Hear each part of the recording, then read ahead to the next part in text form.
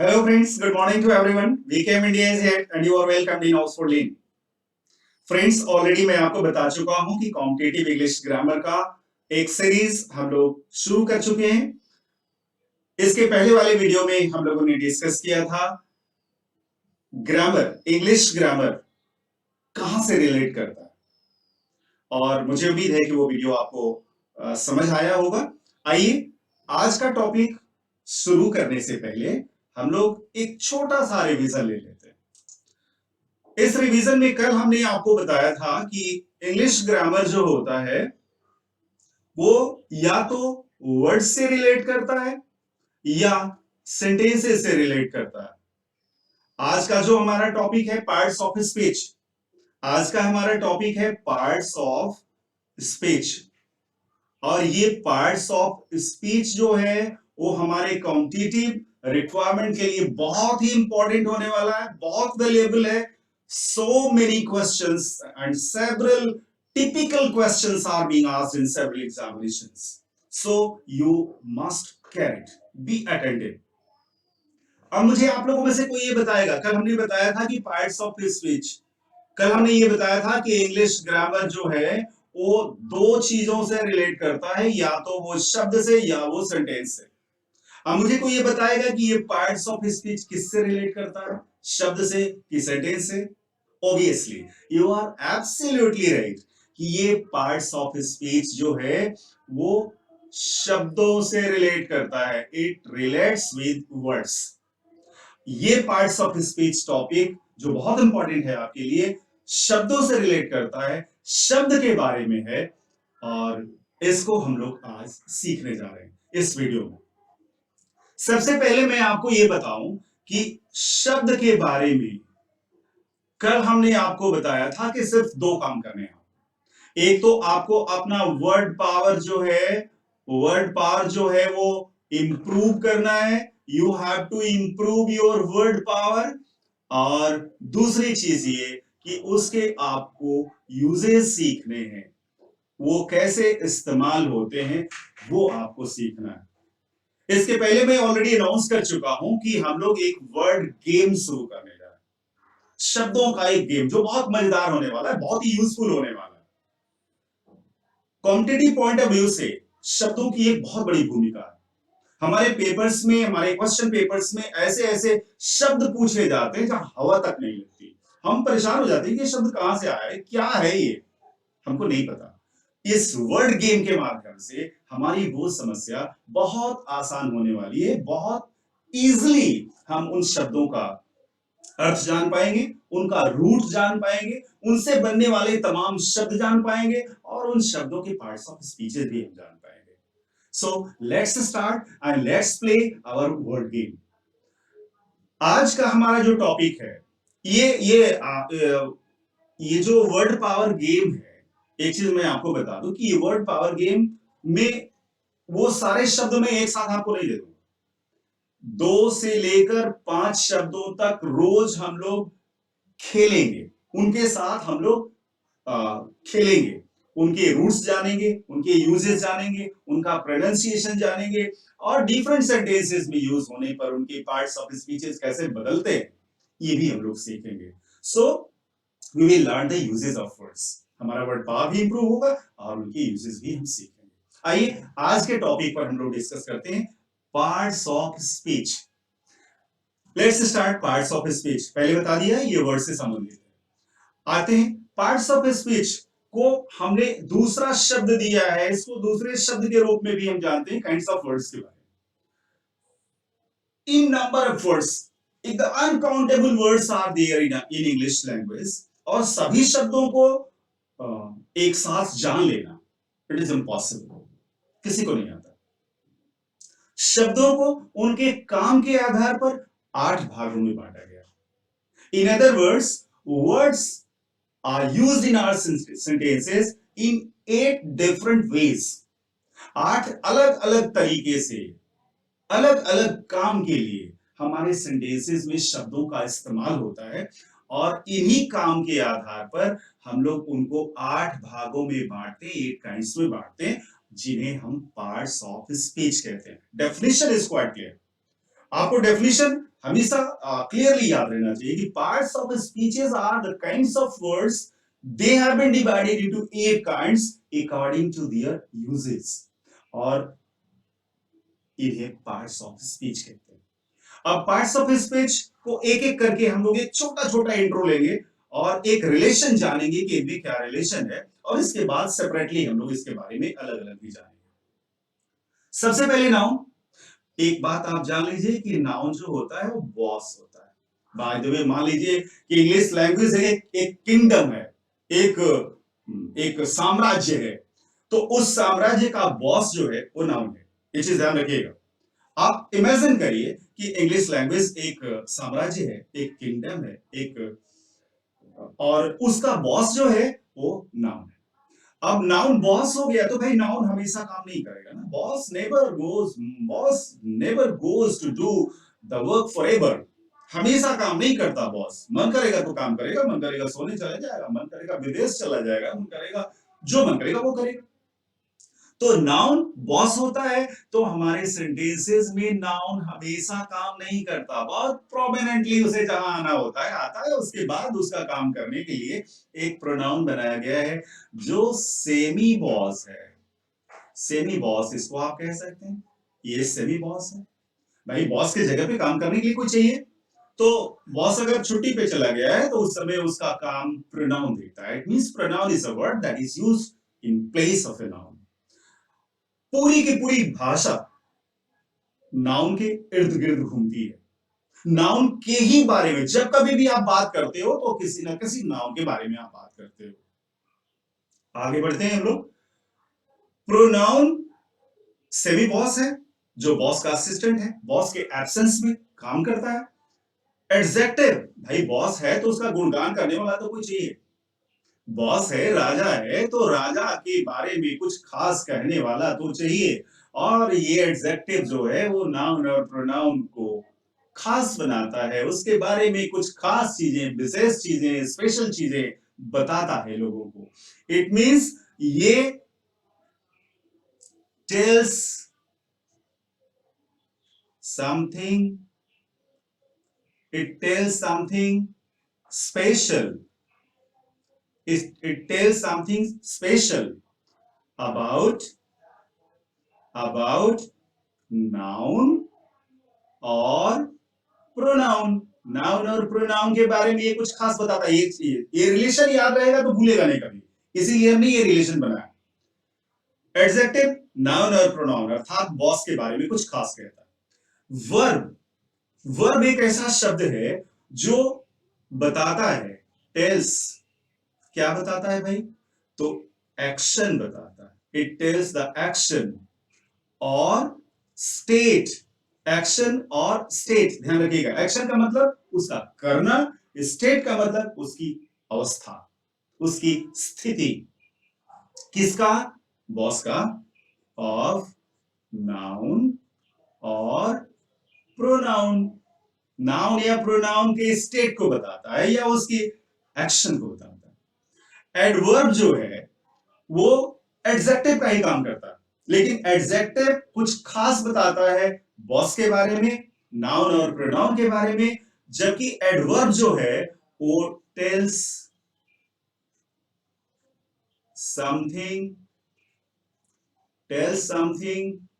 Special, tells something special about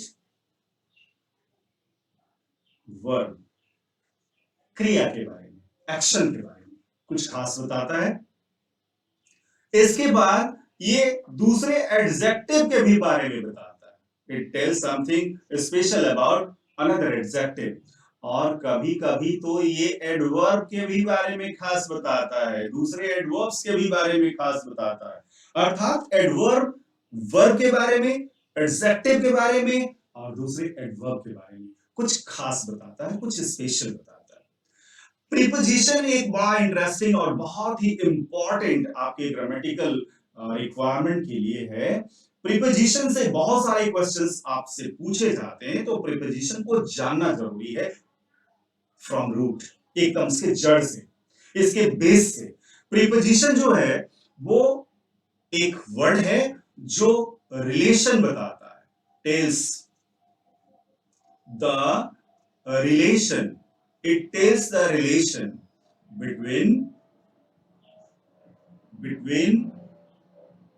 two nouns. ये दो nouns के बीच में, दो बॉस के बीच में संबंध बताता है। संबंध जोड़ता नहीं है, ध्यान रखिएगा।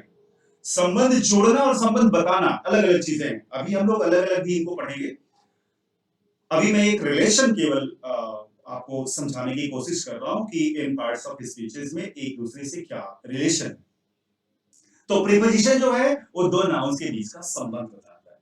कंजंक्शन जो है वो जोड़ने का काम करता है। जॉइंस, ये जोड़ता है टू वर्ड्स, दो शब्दों को जोड़ता है, या दो सेंटेंसेस को जोड़ता है, या दो एक्सप्रेशंस को जोड़ता है। अर्थात कंजंक्शन का काम होता है केवल जोड़ना, दो भावों को जोड़ देना, दो शब्दों को जोड़ देना, दो सेंटेंसेस को जोड़ देना।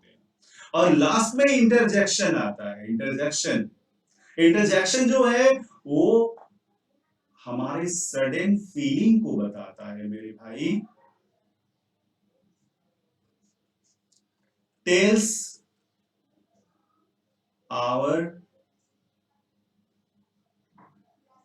सडन फीलिंग, हमारे अचानक से अगर हम कोई चीज फील करते हैं, चोट लगती है, निकलता उफ, उफ, अफसोस करते हैं, आहा,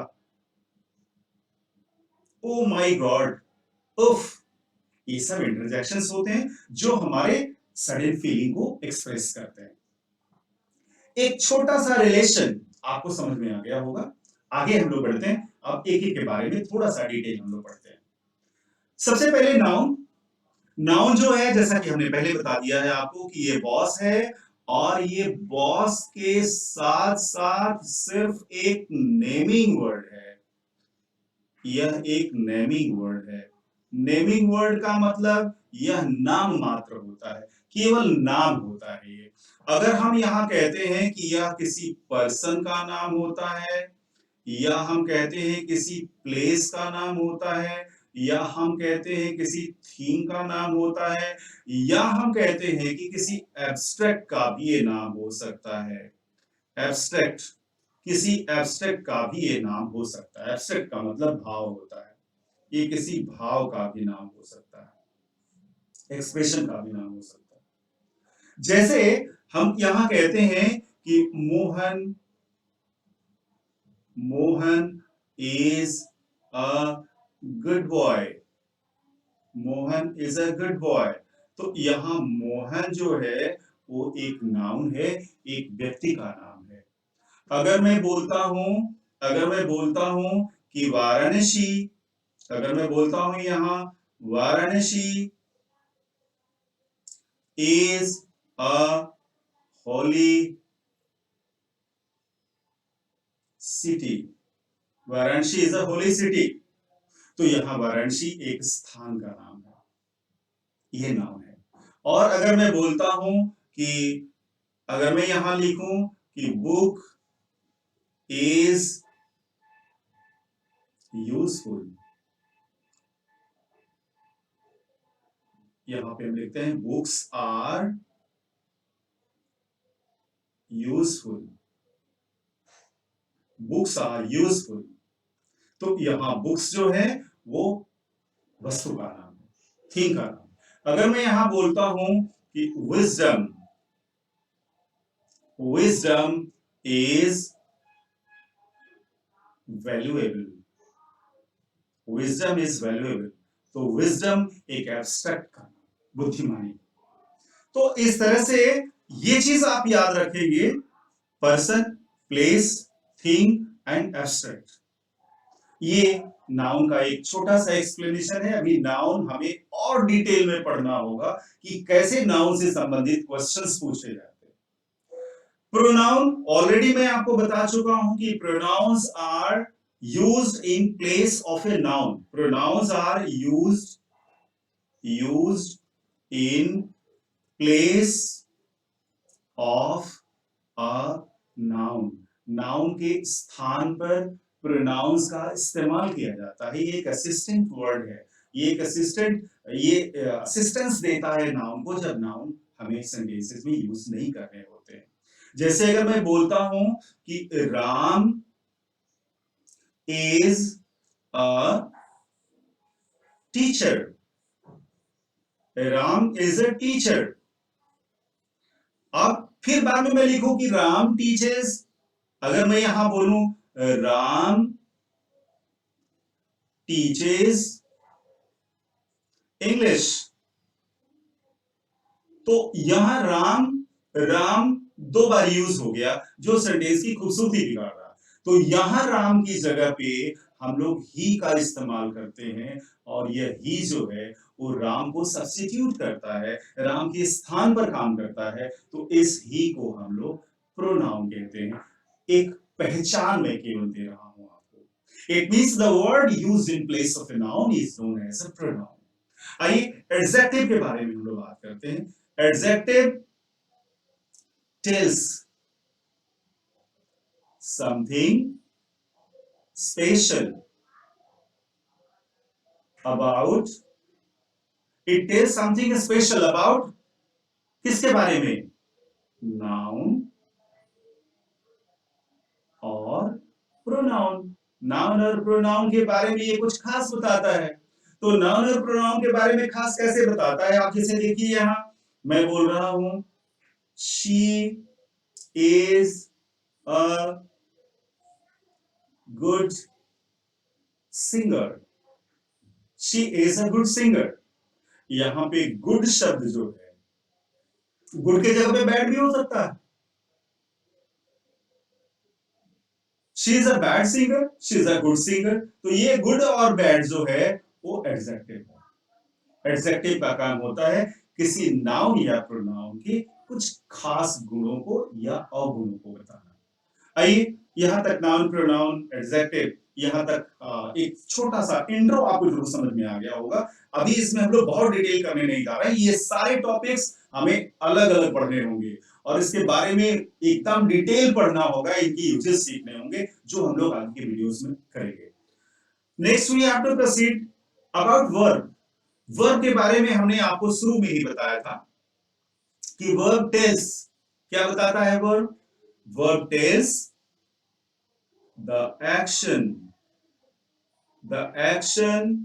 or state, action or state of a noun or pronoun।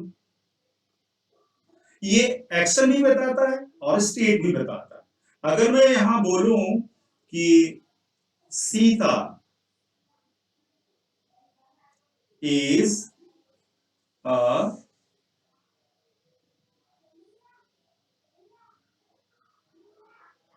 good player,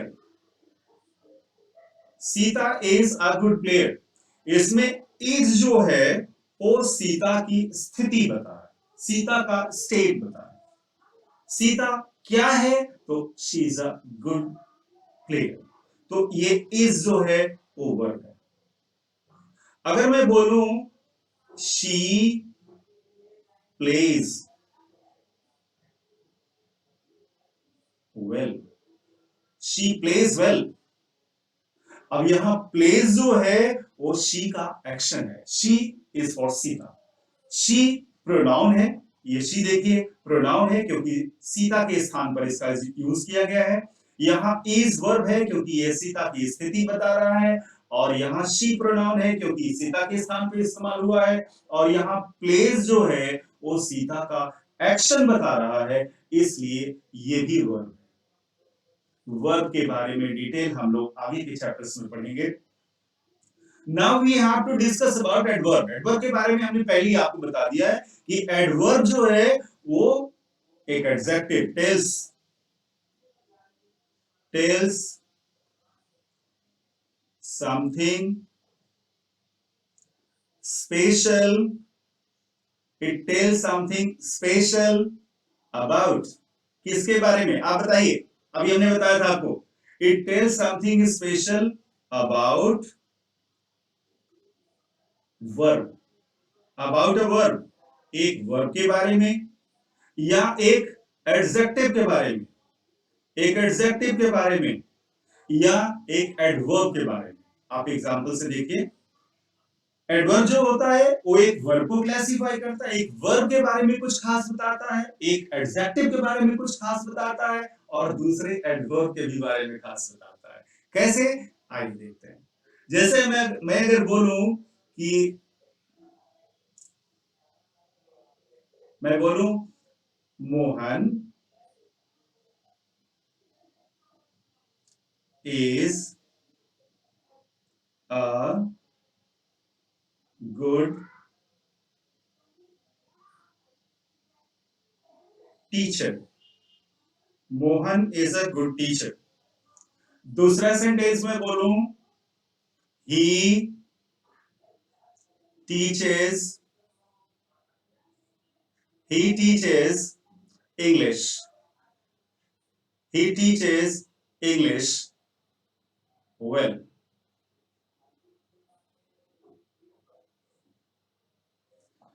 He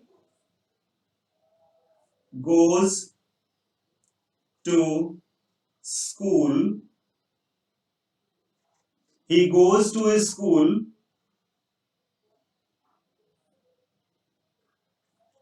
slowly.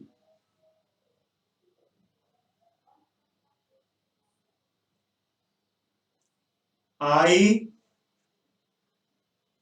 like him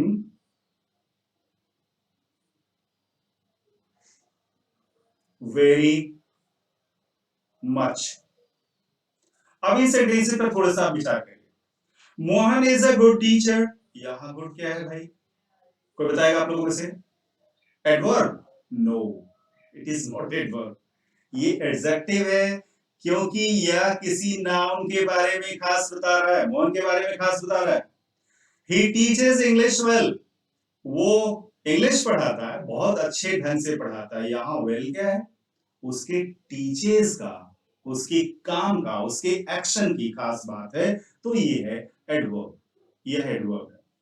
और he goes to school slowly, वह धीरे धीरे स्कूल जाता है, यहां उसके जाने का ये गुण है, उसके गोज का ये गुण है, स्लोली कैसे जाता है? धीरे धीरे जाता है, तो ये भी एडवर्ब है।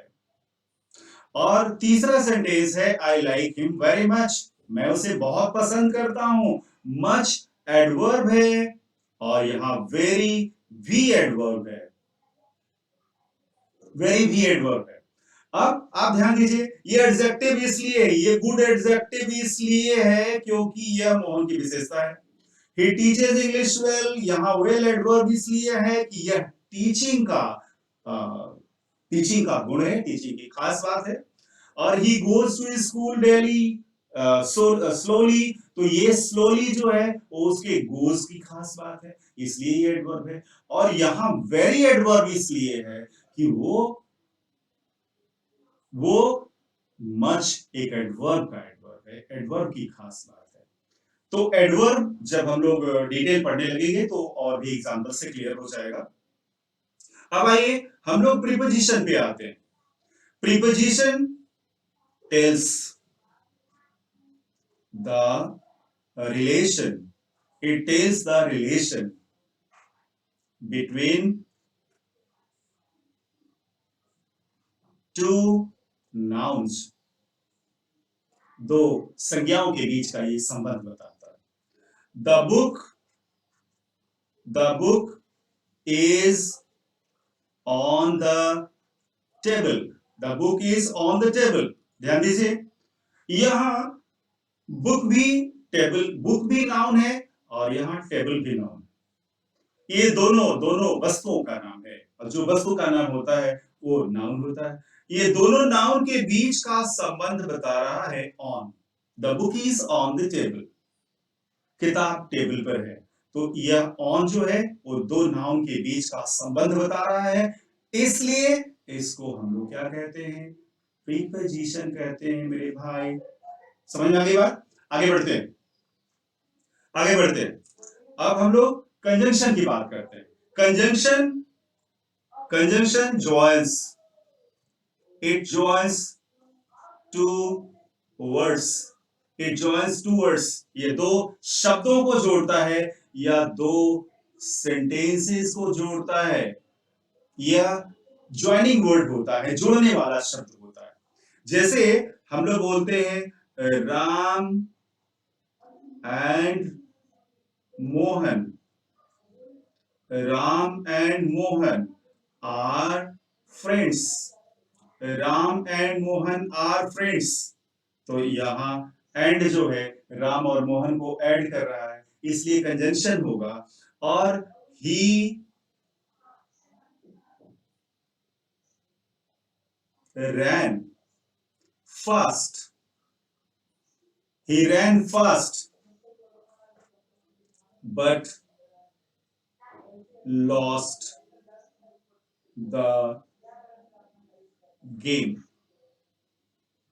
अब ध्यान दीजिए, he ran fast, वो तेज दौड़ा लेकिन लॉस्ट द गेम, गेम हार गया। तो ये बट जो है वो कंजंक्शन है जो दो सेंटेंसेस को जोड़ रहा है, और पहले वाले सेंटेंस में एंड एक कंजंक्शन है क्योंकि ये दो नाउन्स को जोड़ रहा है, दो शब्दों को जोड़ रहा है। इंटरजेक्शन, इंटरजेक्शन हमने बताया कि टेल्स आवर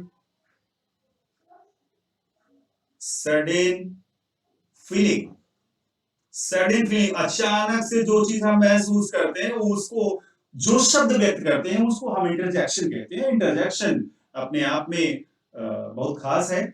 जैसे हम लोग बोलते हैं उफ, या हम लोग बोलते हैं वाव, हम लोग बोलते हैं ओह, हम लोग बोलते हैं अल्लाह।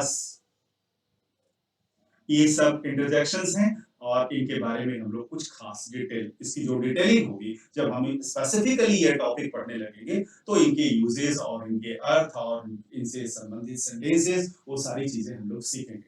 आज इस टॉपिक में एक खास बात जो आपको बहुत ही ध्यान से समझनी होगी, किसी किसी ग्रामर बुक में, आज के मॉडर्न ग्रामर बुक में भाई परिवर्तन हर जगह होता है, फैशन में परिवर्तन, खाने में परिवर्तन, रहन सहन में परिवर्तन, तो भाषागत भी परिवर्तन होते हैं, हमारी लैंग्वेज में भी परिवर्तन होते हैं, हमारे ग्रामर में भी परिवर्तन होते हैं। तो मॉडर्न इंग्लिश ग्रामर में कई जगह आप देख सकते हैं कि डिटर्मिनर्स जो होते हैं उनको भी एक अलग पार्ट्स ऑफ स्पीच के रूप में व्यक्त किया गया, लेकिन मैं उसको बहुत अहमियत अभी नहीं दूंगा क्योंकि डिटर्मिनर्स एक अलग ग्रामर का टॉपिक है जो हमारे कंपटीशन के लिए बहुत ही इंपॉर्टेंट है। तो डिटर्मिनर्स हम लोग अलग पढ़ेंगे, अलग से पढ़ेंगे, उसको हम पार्ट्स ऑफ स्पीच में शामिल नहीं करेंगे। हालांकि बहुत सारे ग्रामर बुक में आजकल के जो मॉडर्न ग्रामरियंस हैं उन्होंने डिटर्मिनर्स को एक अलग पार्ट्स ऑफ स्पीच मान लिया है, लेकिन हम लोग डिटर्मिनर्स को एडजेक्टिव के अंतर्गत पढ़ेंगे और इसका डिटेल यूजेस सीखेंगे। एक दूसरी बात कि किसी भी शब्द का एक्चुअल पार्ट्स ऑफ स्पीच हम तब तक नहीं बता सकते या तब तक नहीं जान सकते जब तक कि उसके यूजेस नहीं देख लेते हैं। आप आइए एक नीचे एक सेंटेंस हमें दिया है, उस सेंटेंस में एक ही वर्ड है आफ्टर, और उस आफ्टर का तीन सेंटेंसेस में तीन पार्ट्स ऑफ स्पीच है। जरा ध्यान दीजिए, बहुत एंटरटेनिंग है ये, बहुत अच्छा है, बहुत अच्छा एग्जांपल है ये। Let's see, you came soon after, you came soon after, ये आफ्टर जो है वो एडवर्ब है, ये एडवर्ब है, ये सुन का कुछ खास बता रहा है। दूसरे सेंटेंस में ही केम आफ्टर मी, ही केम आफ्टर मी, यहां आफ्टर जो है वो प्रीपोजिशन है, ये प्रीपोजिशन है। और तीसरे सेंटेंस में she came after her father had gone, यहां ये जो है वो कंजंक्शन है, कंजंक्शन है। अब आप कहेंगे सर आप कंफ्यूज कर रहे हैं, नहीं हम कंफ्यूज नहीं कर रहे, हम आपको सिर्फ एक बात बताना चाह रहे हैं बेटा, एक बात बताना चाह रहे हैं मेरे प्यारे मित्रों कि कोई भी शब्द जब अलग अलग सेंटेंसेस में इस्तेमाल होता है, अलग अलग प्लेसेस पर इस्तेमाल होता है, तो उसकी पार्ट्स ऑफ स्पीचेस वेरी कर सकते हैं। तो we have not to learn words, उनके पार्ट्स ऑफ स्पीच के नाम से हम शब्द नहीं, जैसे अगर बाय द वे मान लीजिए कोई भी शब्द हमने लिया कि यह शब्द, इस शब्द का पार्ट्स ऑफ स्पीच क्या होता है, तो आपने याद कर लिया कि तो सर वर्ब है। नहीं, वो वर्ब किसी खास सेंटेंस में है, दूसरे सेंटेंस में वो नाउन का भी काम कर सकता है। तो जब तक हम शब्दों का सेंटेंसेस में इस्तेमाल नहीं देखते, उनका यूज नहीं देखते, उनके पार्ट्स ऑफ स्पीच पर बिल्कुल श्योर नहीं हो सकते। So parts of speech of a word is defined with its use. यही खास बात हमें आपको बतानी थी। अब हम लोग noun, pronoun, verb, adjective, verb, preposition, conjunction, interjection, ये सब हम लोग अलग अलग अपने कॉम्पिटिटिव पॉइंट ऑफ व्यू से पढ़ेंगे और उससे आने वाले क्वेश्चंस को भी डिस्कस करेंगे, एग्जांपल्स भी डिस्कस करेंगे, एरर्स भी डिस्कस करेंगे। मुझे उम्मीद है कि ये चैप्टर आपको समझ में आया होगा और आपको कोई कंफ्यूजन नहीं होगा। बाय द वे अगर कहीं कोई कंफ्यूजन होता है तो मैं उम्मीद करता हूं कि आप कमेंट बॉक्स में जरूर लिखेंगे। एक बात और भी आप जरूर लिखेंगे कि आप किस टॉपिक पर वीडियो चाहते हैं, कौन सा टॉपिक ग्रामर का आपको ज्यादा परेशान करता है, उस टॉपिक को आप कमेंट बॉक्स में लिखकर हमें जरूर बताएंगे। और आई प्रॉमिस कि अगर कमेंट बॉक्स में आप कोई डिमांड की तो बहुत शॉर्टली आपकी उस डिमांड को मैं पूरी करूंगा। Wish you all the best. Thank you.